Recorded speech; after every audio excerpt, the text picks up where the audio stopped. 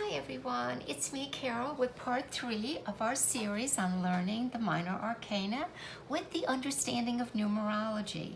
Today we're going to look at the meaning and interpretations of card number 3 in the 4 suits of the minor arcana. But let's begin with the numerical properties and meaning of the number 3. 3 is an odd number, which gives it a masculine active force. In astrology, it corresponds with the planet Jupiter, which keywords are expansion, higher mind, and I also like to say morality. Jupiter is very philosophical, so I want you to keep that in mind as well. The number 3, we always have some kind of growth, unfoldment, and expression. It is the Trinity.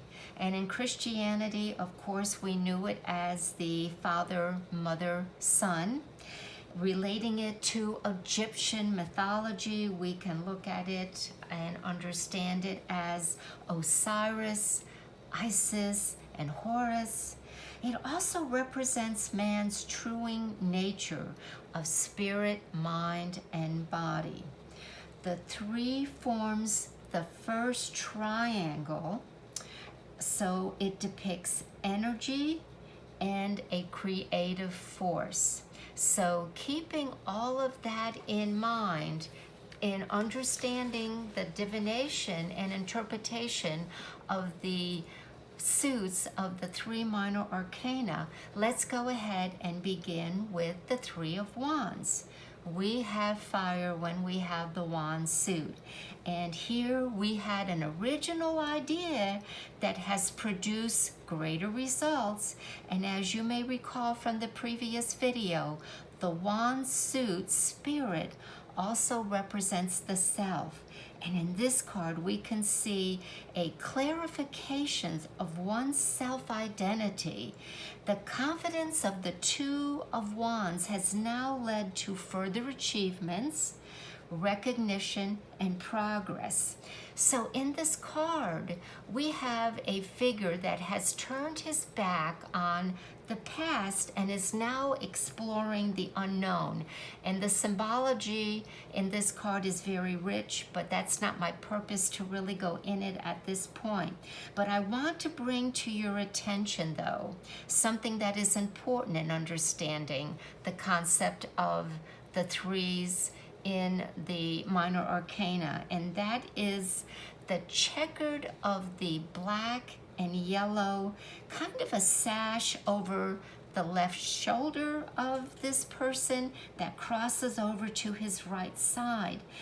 Symbolically, checkered patterns were a little bit better known with the colors black and white. And we've seen these in ancient temples, their designs, and the mystery schools. And basically, they were said to represent choices that one has to take, steps that one has to make on the path to higher knowledge. So in this card, we can interpret that this sash is a kind of a representation of what is my next move. And we can also get a hint of that by looking at what he's looking at, which basically is the farthest away, which is a line of purple mountains, which symbolically mean higher spiritual attainment. So in this card, we know that his next move is to greater enterprise, spiritual attainment. And often when this card comes up in the reading, I ask the person, what do you want to do next? So it's a very, very positive card. So let's go on now to our 3 of Cups. We know that Cups is emotional energy. And certainly this is a celebration, a rejoice. Again, at the 3 level, we have established and completed our goals.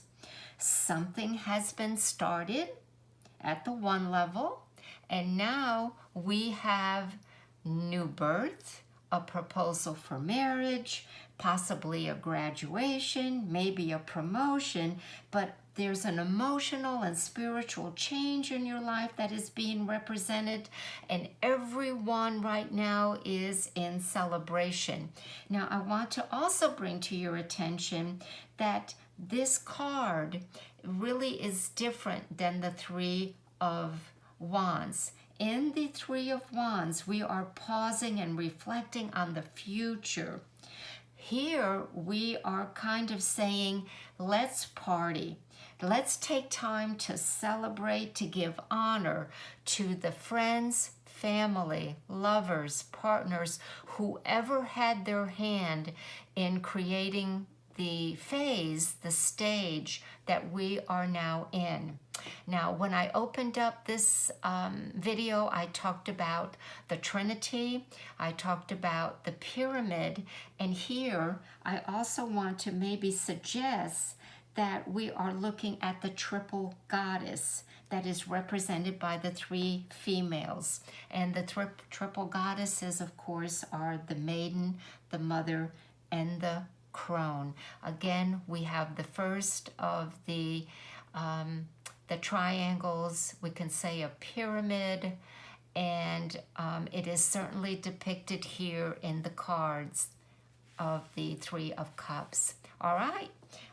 We again can see the motif of the threes in the swords, and the three, this card sometimes is, people get a little stuck on it. Again, the theme for me is not to really go into a lot of the symbology. The Three of Swords having to do with mind, and I want to bring up another important aspect of the swords. Yes, it is thinking, reasoning, the intellect, but it also has to do with communication.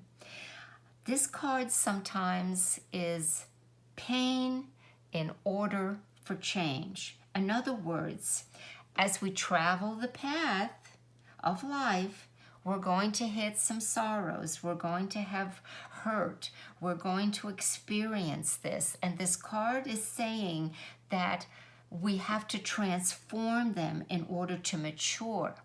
And the way we transform that is to rework the mind. And the card says take all the aspects of it. Not just what you think, but what maybe others think, what others have said. Take that all to consideration and maybe get a new perspective on whatever that sorrow, that experience, that pain was in your life. The Three of Swords also remind us that how we view things also affect our truant nature. Our truant nature is our body, mind, and our spirit.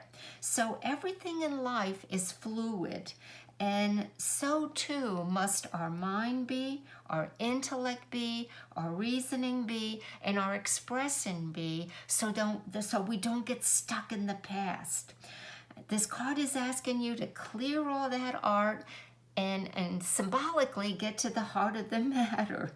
And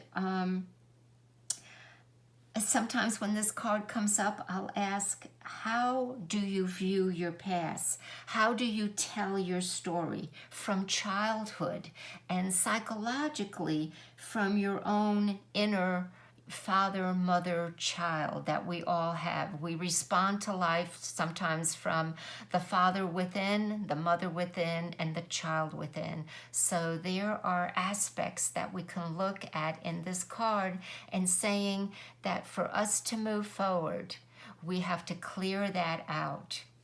Okay. We come to the last of the suits, and that is the Three of Pentacles. Here we're working with earth, what's physical and tangible. And we have success that's been accomplished here through a project. Maybe you mastered a skill and now you've moved up on some level, which is basically seen when he is here on this form, this scaffold, if you will. So there could have been a promotion where you have moved to a higher level. We see the harmony of the 3 levels of the number 3 at work here, what was accomplished by cooperation, and I mean that by looking at the 3 arches in the church or the temple or even our physical bodies. You have 3 arches that have been formed here. So you've had the body, mind, and spirit working harmoniously to bring you this structure. I also want you to look at the 3 aspects back to the self again. But this time, the triangle is represented by the 3 figures in the card. Okay, let's look at these 3 figures as the triune of the body, mind, and spirit. We can look at the body as the sculptor. He is the active doer of the work. We can look at the mind as the nun here, and she is the understanding of what needs to be done, what to throw in the mix. And of course, she's also showing choices again because she's clothed with a combination of red polka dots with yellow and a very exaggerated head covering that falls down. Now, she is working in harmony with what I like to call the architect, who is holding the blueprint. Both of them are holding the blueprint. And the architect is really the desire and the energy of our soul purpose in each lifetime to achieve mastery. So this card on a spiritual level is saying we are building our temples, and that is our inner temples, and it is also our physical temple, because what we think and what we say, how we feel and how we love, and the partners that we choose, and where we put our force, our energy, our creativity result in the inner form and the outer form. So I'm going to wrap it up there. If you have any questions, please feel free to comment, ask me. I hope you enjoyed this series. Thanks everybody for joining me today. Please like and subscribe, and we'll talk again soon.